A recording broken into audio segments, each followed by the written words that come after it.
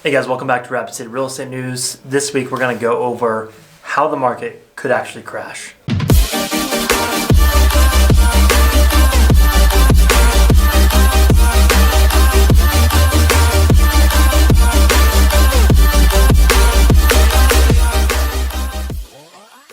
Hey, what's up guys? My name is Christian Morrison. I'm a local real estate agent here in the Rapid City, Black Hills area. And I do the show Rapid City Real Estate News once a week just to keep everybody updated on what's happening in the market exactly, how to prepare for it, how to plan for it for yourself and your family. Real estate is such a talked about topic, so I do this just to help everybody keep everybody informed. So if you got any questions on the real estate side of things, you're looking at buying or selling, feel free to reach out to me. I'm happy to help in any way I can. First thing we're going to get into this week is how the market could crash, like I said in the beginning.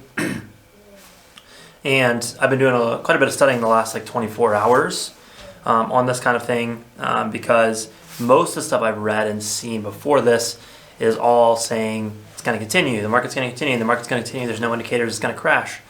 And I see the same things. So I'm like, let's see the counterpoint of that. Let's see why that's maybe not true. Let's see why it might crash. So from all I could dig into and see, the number one reason it may crash, the market in general, is not going to have to do with the housing market itself.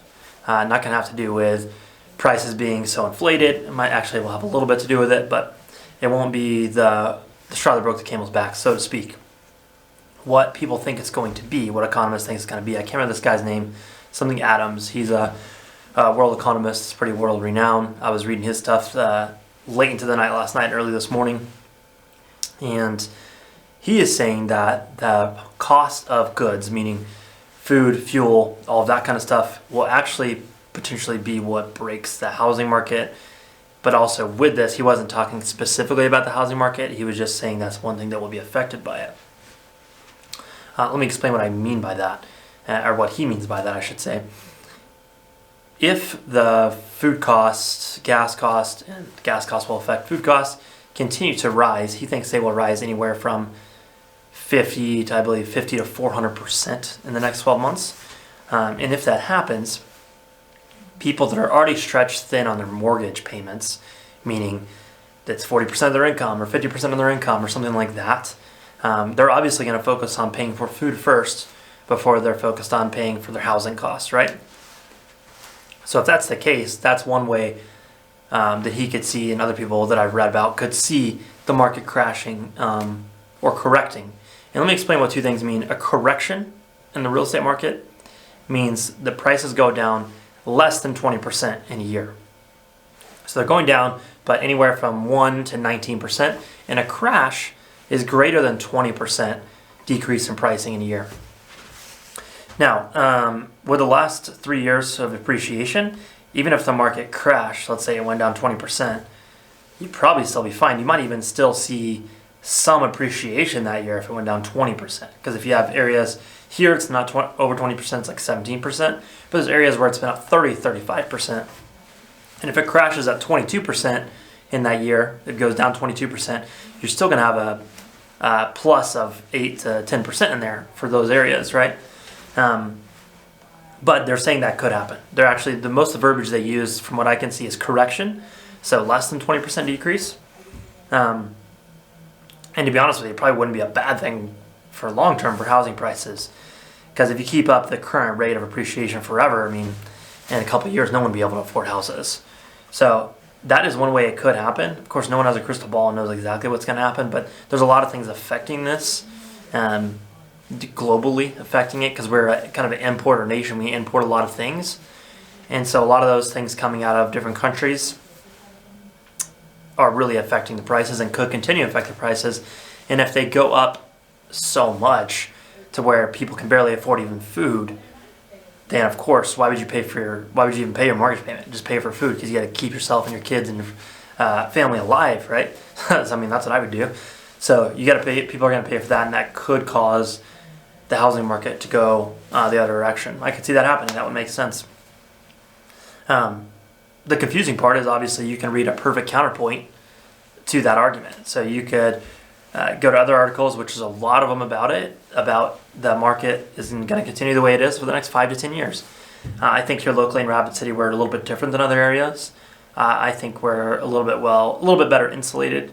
And we also haven't seen, as I know it seems like the housing prices here are crazy, but they are not anywhere near as crazy as other markets right now. We're a lot more stable pricing wise than markets like, for example, Phoenix, Arizona. I talk about that quite a bit just because I pay attention to that market for some reason. Phoenix, Arizona, there was a house year over year that I looked at just out of pure curiosity that went up 62% in value in 1 year. So, and a lot of their markets like 30, 40, 50% up year over year, which is insane numbers. It's actually what they did 2006, 2007 range, and then obviously they had a big crash and going back up. Now, here locally, we didn't have that kind of crash in 2008. We were really just kind of plateaued, kind of flat. We didn't go up, we didn't go down. And of course, we've seen a steady increase since then, around anywhere from 4 to 10% increase since then. Since I think 2012, 2013, something like that, we've seen a good steady increase. And of course, the last 2 years have been like 15 to 17%, which is a crazy number. But I could see it here flattening out to that 5 to 8% range again. I could definitely see that happening.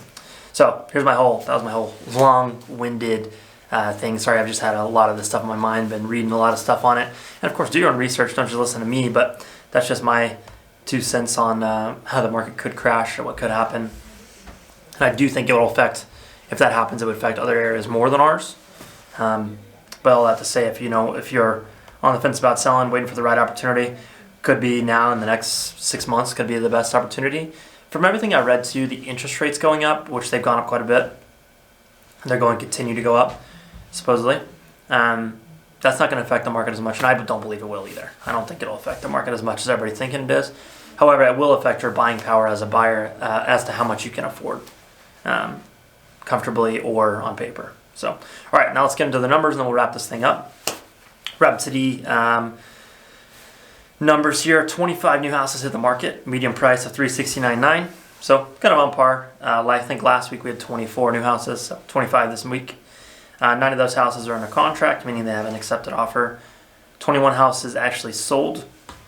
So here's where we're going to start seeing some of those gaps now with price and sale. So the median list price for those 21 houses was $339,900.